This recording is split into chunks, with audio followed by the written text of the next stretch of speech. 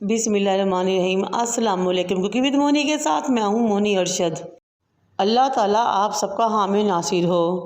आज मैं आपके लिए बहुत ही मुनफिश यूनिक और मज़ेदार, आसान और बजट फ्रेंडली कोफ्ता रेसिपी लेकर आई हूँ, जिसका नाम है कद्दू के कोफ्ते या लौकी के कोफ्ते।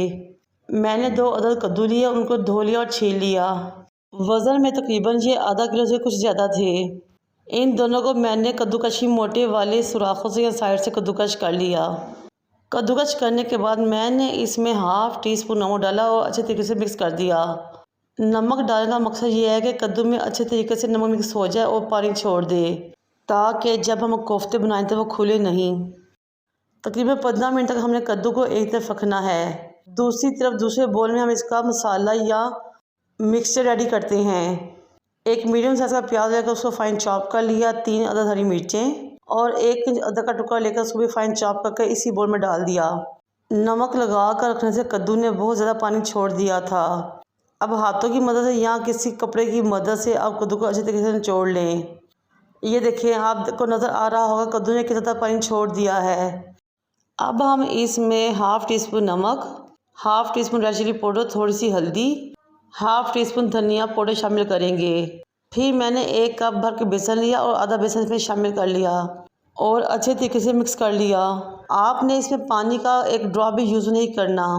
नमक लगा के रखने और निचोड़ने के बावजूद इसमें बहुत ज़्यादा पानी होता है। मुझे इस मिक्सचर को रेडी करने में पूरा 1 कप बेसन का इस्तेमाल हुआ था। जब आप देखेंगे परफेक्ट बाइंडिंग हो रही हो तो समझे आपके कोफ्ते रेडी हैं। जब आप कोफ्तों का मिक्सचर रेडी करना शुरू करते हैं, चूल्हे पर आपने मीडियम टू लो फ्लेम पर कढ़ाई रख देनी है। कुकिंग ऑयल डालकर मिक्सचर का एक पोर्शन उठाए, एक कोफ्ता रेडी करें, उसमें डाल लें। एक एक कोफ्ता रेडी करते जाएं और कुकिंग ऑयल में डालते रहें। फिर आपने इसको हिलाते हुए चारों तरफ से गोल्डन कर लेना है, जिस तरह कि आपको नज़र आ रहा है। ये बहुत ही मज़ा यूनिक और बहुत ही टेस्टी कोफ्ते रेडी होते हैं। ये देखें, माशाल्लाह हमारे कोफ्ते रेडी हो चुके हैं, बहुत ज़बरदस्त से फ्राई हो चुके हैं और बहुत ही ज़्यादा खुशबू आ रही थी। जब आप ये बनाएंगे तो इंशाल्लाह ताला आपको बहुत पसंद आएंगे। लेकिन यहाँ पर मैं आपको बहुत ज़बरदस्त टिप की बात बताती चलूँ कि आप इसको एक दफ़ा ही बनाकर फ्रीज़ भी कर सकते हैं। एक मरतबा ही ज़्यादा सारे कोफ्ते रेडी कर लीजिए और अपनी फैमिली के लिहाज से पैकेट बना के फ्रीज़ कर लें। निकालें, झटपट सालन बनाएं या कुरमा बनाएं और खाएं। माशाल्लाह से हमारे कोफ्ते बहुत ही क्रिस्पी, सॉफ्ट, नरम और जूसी रेडी हुए थे और बहुत ही टेस्टी मज़ेदार।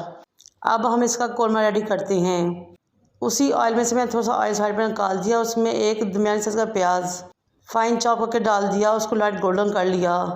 1 टीस्पून चॉप अदरक और 1 टीस्पून चॉप लहसुन इसमें डालें और लाइट गोल्डन कर लें। फिर आपने इसमें 1 टमाटर लेना है, उसको भी फाइन चॉप करना है और शामिल कर लेना है। इस मौके पर मेरी आपसे रिक्वेस्ट है कि मेरे चैनल को लाइक करें, शेयर करें, सब्सक्राइब करें और बेल आइकन को टच करें ताकि मेरी तमाम वीडियो आप तक पहुँच सकें। अब हम इसमें 1 टीस्पून नमक, 1 टीस्पून रेड चिली पाउडर, 1/4 हल्दी पाउडर, हाफ़ टी स्पून ज़ीरा, 1 टीस्पून धनिया पाउडर और 1 टीस्पून कसूरी मेथी शामिल करें और अच्छे तरीके से मिक्स कर लें और मसाले की बहुत ज़बरदस्ती खुशबूदार सी बुनाई कर लें। साथ ही इसमें एक बड़ी इलायची, 2 अदद दालचीनी के टुकड़े और 3 से 4 लौंग शामिल करें और इसको भी मसाले के साथ अच्छे तरीके से भूनें। जब मसाले की बहुत ज़बरदस्त बुनाई होना शुरू हो जाए, खुशबू आना शुरू हो जाए, तो फिर अपने टेस्ट के मुताबिक इसमें कम या ज़्यादा पानी डालें। शोरबा बनाना है तो ज़्यादा पानी डाल सकते हैं, ग्रेवी बनानी है तो थोड़ा पानी डालें और कवर करके 5 मिनट तक पकाएं ताकि पानी अच्छी तरह से पक जाए और शोरबे में बहुत ज़्यादा खुशबू आना शुरू हो जाए और पानी का कच्चापन ख़त्म हो जाए।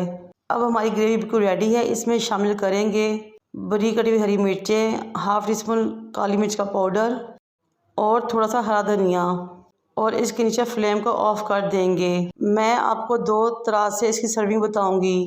पहला तरीका ये है कि आप एक बाउल में कोफ्ते रखें, गरम गरम ग्रेवी इसके ऊपर डालें और सर्व करें।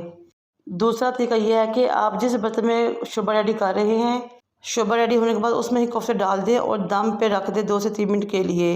तमाम कोफ्ते इसमें बहुत ज़बरदस्त तरीके से नरम हो जाएंगे और रेडी हो जाएंगे। उबले हुए चावलों के साथ इसका मज़ा ही आ जाता है। मुझे और मेरे वालिदैन को दुआ में याद रखें। अल्लाह हाफिज़।